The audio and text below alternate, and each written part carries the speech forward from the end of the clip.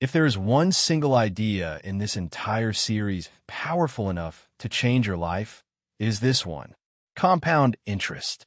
It sounds like a dull phrase from a banking pamphlet, but hidden inside, it is the closest thing to real financial magic that exists. Today, we're going to make that magic completely intuitive, so you can finally put it to work for you instead of against you. Let's start with the difference between two kinds of growth. Simple interest is when your money earns a return, and you pocket that return. Your original sum just sits there, earning the same flat amount each year. Compound interest is when you leave the return in, so that next year, your returns start earning returns of their own. Your money begins to make money, and then that new money also makes money. It is a snowball rolling downhill, gathering more snow, which lets it gather even more. Here's the part that breaks everyone's intuition. Compounding is not a straight line. It is a curve that starts almost flat and then bends sharply upward. For years, it looks disappointingly slow, almost boring, and then it goes nearly vertical. Most people quit during the boring part, right before the magic was about to show itself. Let me make it concrete with a classic example. Imagine your money earns about 10% a year, roughly the long-run average of the American stock market. At that rate, your money doubles roughly every 7 years.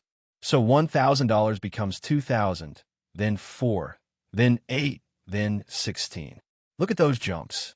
The leap from $8,000 to $16,000 is far bigger than the leap from 1 to 2, even though the rate never changed. The biggest growth always happens at the end, which is exactly why you must not quit early. This leads to the single most important ingredient, the one nobody can buy at any price: time.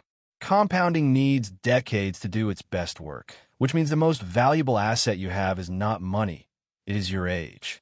A modest sum invested in your 20s can quietly grow larger than a much bigger sum invested in your 40s, simply because it had more time to snowball.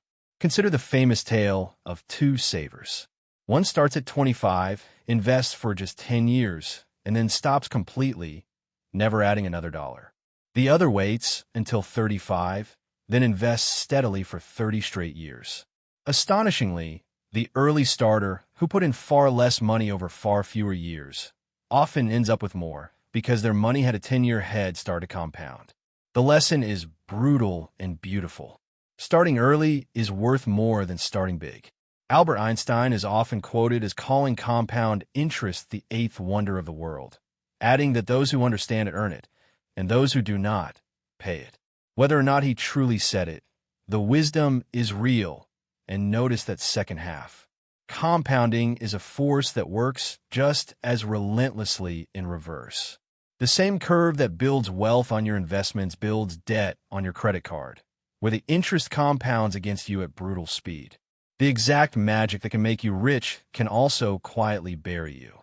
So how do you actually harness it? You do the boring, beautiful thing this entire series keeps returning to. You buy a broad, low-cost index fund. You reinvest every dividend so the snowball keeps feeding itself.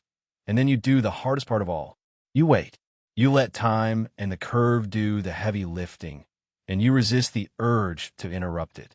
The investor who simply leaves it alone for 30 years usually beats the clever one who keeps tinkering.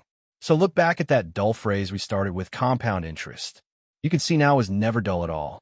It is a snowball, a curve that bends to the sky, a machine that turns your patience directly into wealth. And time is its only fuel.